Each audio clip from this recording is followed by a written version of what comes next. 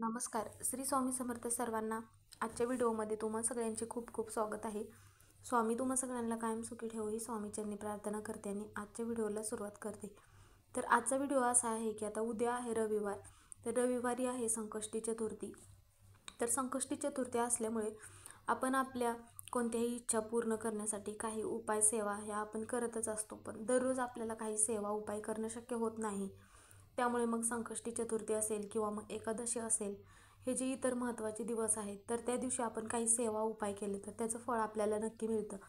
आता प्रत्येकांना संकटे अडचणी येणारच नाहीत असं तर होऊ शकत नाही, पण त्या संकटांचा अडचणींचा वेग आपण कमीत कमी काही सेवा उपाय करून तो वेग आपण कमी करू शकतो. त्यामुळे मग आजच्या दिवशी एक सुपारीचा उपाय आपल्याला करायचा आहे. तो उपाय कसा करायचा आहे त्याबद्दलची माहिती आपण आजच्या व्हिडिओमध्ये घेणार आहोत. तर व्हिडिओ शेवटपर्यंत नक्की बघा. व्हिडिओ आवडला तर व्हिडिओला लाईक करा. चॅनलवर नवीन असाल तर चॅनलला सबस्क्राईब करा. आता गणपती बाप्पा म्हणजेच की संकष्टी चतुर्थी असल्या दिवशी आपण म्हणजे महिला, पुरुष, मुलं, मुली संकष्टी चतुर्थीचा उपवास करतात. दिवसभर बाप्पांचा उपवास करून बाप्पांना ज्या वस्तू प्रिय आहेत त्या वस्तू बाप्पांना अर्पण करतात. नैवेद्य, गोडाधोडाचं नैवेद्य बनवून मोदक म्हणा ह्या सगळ्या वस्तू अर्पण करून संध्याकाळी मग चंद्राची पूजा करून मग बाप्पांची आरती करून मग उपवास सोडतात. तर त्याचप्रमाणे आपल्याला काही सेवा करणे पण सगळ्यात जास्त महत्त्वाचे आहे आणि त्याचबरोबर उपाय पण करणे. आपण जर सेवाच केल्या आणि उपाय केलाच नाही तर मग आपल्याला त्याचं फळ मिळत नाही. त्यामुळे मग काही सेवा आणि उपाय करणे पण दोन्हीही महत्त्वाचे आहे. तर आजच्या दिवशी आपल्याला काय करायचं आहे, सकाळी लवकर उठल्यानंतर आता आपली एखादी इच्छा पूर्ण होत नाही किंवा घरामध्ये लक्ष्मी टिकून राहत नाही किंवा सतत पैशाच्या अडचणी येत असतील किंवा तुमची कोणतीही इच्छा असेल तर त्यावेळेस काय करायचं आहे, सकाळी उठल्यानंतर अगोदर आता आपल्याला तीर्थ ठिकाणी जाऊन स्नान करणं शक्य होत नाही. त्यामुळे मग आपल्याला घरीच काय करायचं आहे, ज्यावेळेस आपली एखादी इच्छा पूर्ण होत नाही तर खास त्या व्यक्तीसाठी हा उपाय करायचा आहे. तर सकाळी मग उठल्यानंतर काय करायचं आहे, ती व्यक्ती ज्यावेळेस स्नान करणार असेल तर त्या व्यक्तीच्या आंघोळीच्या पाण्यामध्ये 2 थेंब मध टाकायचं आहे आणि ओम गण गणपते नम असा मंत्र म्हणून मग त्या व्यक्तीने स्नान करायचं आहे.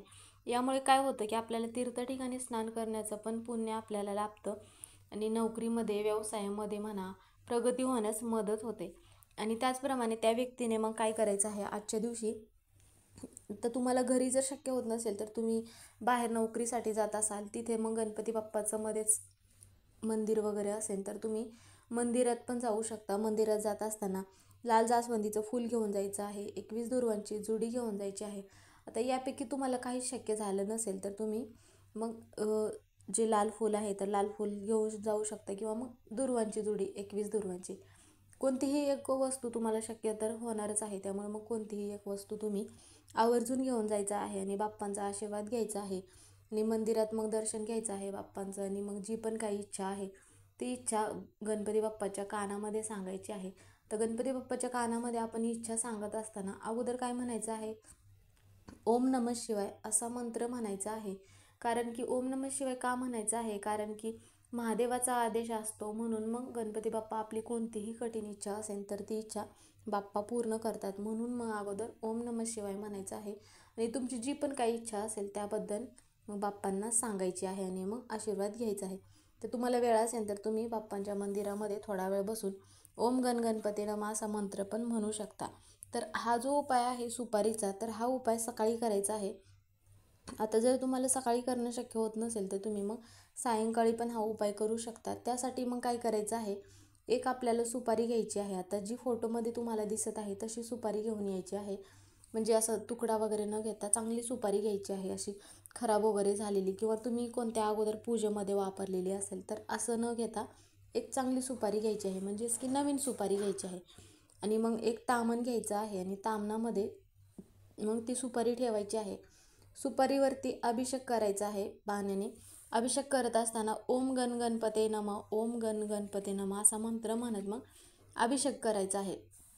अभिषेक करून झाल्यानंतर मग काय करायचं आहे, एक प्लेट आपल्याला घ्यायची आहे आणि प्लेटामध्ये मग आपल्याला थोडेसे तांदूळ व्हायचे आहे. त्या अगोदर काय करायचं आहे, कुंकवाने स्वस्तिक काढून घ्यायचं आहे प्लेटामध्ये आणि त्यावरती मग एक विड्याचं पान जे आहे तर ते पान आपल्याला अगोदरच घेऊन यायचं आहे आणि मग ते पान आपल्याला काय करायचं आहे, विड्याचं पान त्या स्वस्तिक जे आपण काढलं आहे त्यावरती ठेवायचं आहे.